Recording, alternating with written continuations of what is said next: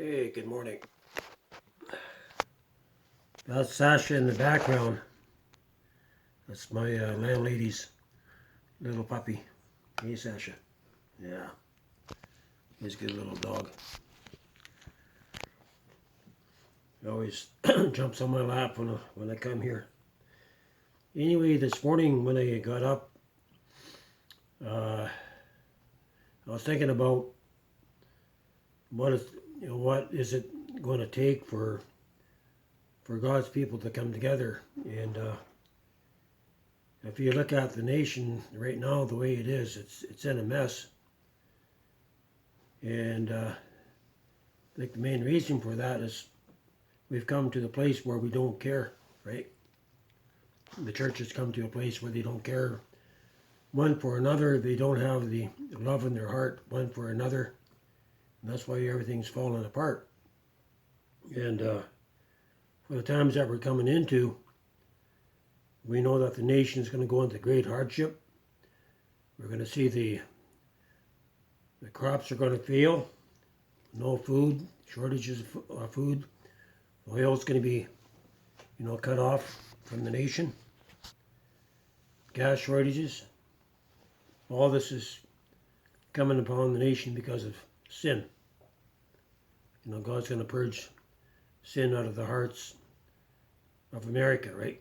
And this camera's up and down because of the light. And I've been looking at it. God's people coming in community, and right now, if you'd ask me, is there a chance for God's people coming together in community right now? I would have to say no. It's not a strong possibility. There's not the love in the hearts of God's people to come together in community. There just ain't. You could see it. You can see the fruit of it. And we might prepare on our own, maybe with a few other people. But quite frankly, I don't really see people working together in community outside of the white people. I see the Muslims working together and see the Chinese working together. But quite frankly, the white people are too independent. And they live their independent lives. So it's going to take a shaking. It's going to take a chastening of the Lord to bring us to the place where we have to learn to work together. In other words, God's going to bring hardship on the nation. And that's where we're going to have to learn to have love one for another. And it's a shame. It shouldn't have to be that way. Matt. Sasha, you get up here. Come here. Come on. And well, I believe that's where the church is at. We're not at the place where we can come together in community. It won't hold. If you can't do it in a green tree, how are you going to do it in a dry tree? So this tells me something has to change.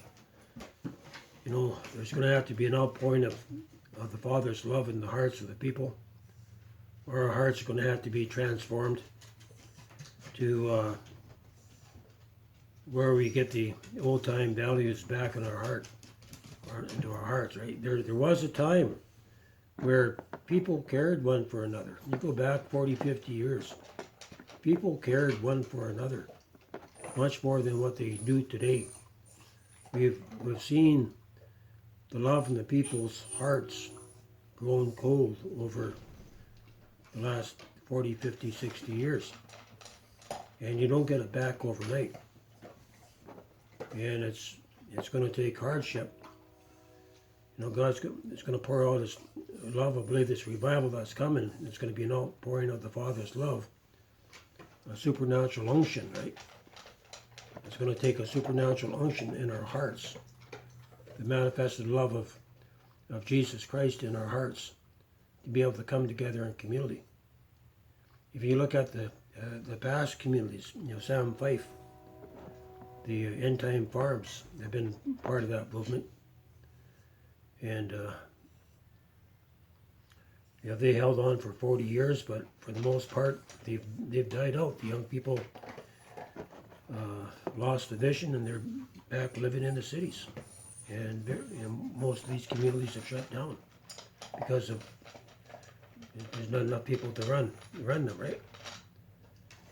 And when the time's coming, we're going to have the manifest love of God in our hearts to make it through the times that we're coming into.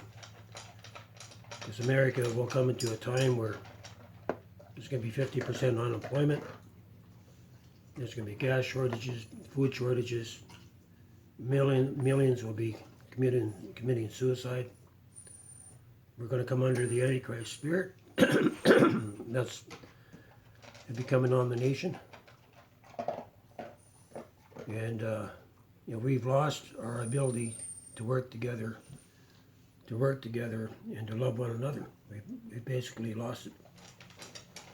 Maybe the older generation they can remember, but the younger generation, they have no comprehension of what it was like 15, 60 years ago, where people still had a little bit of decency and respect for one another. You could leave your keys in your car and you didn't have to worry about it. You never had to lock the doors in your house, right? You knew your neighbor as yourself. You helped those that were in need around the block. People knew each other, but now it's not the same. The younger generation has no comprehension of what hardship is. But hardship is coming. And it's going to take that for us to learn to work together. We're all going to be in the trenches. Everyone's going to lose everybody. The rich are going to lose everything, right? We're all going to be on the same page. Max. So I think that's what I woke up this morning. That, when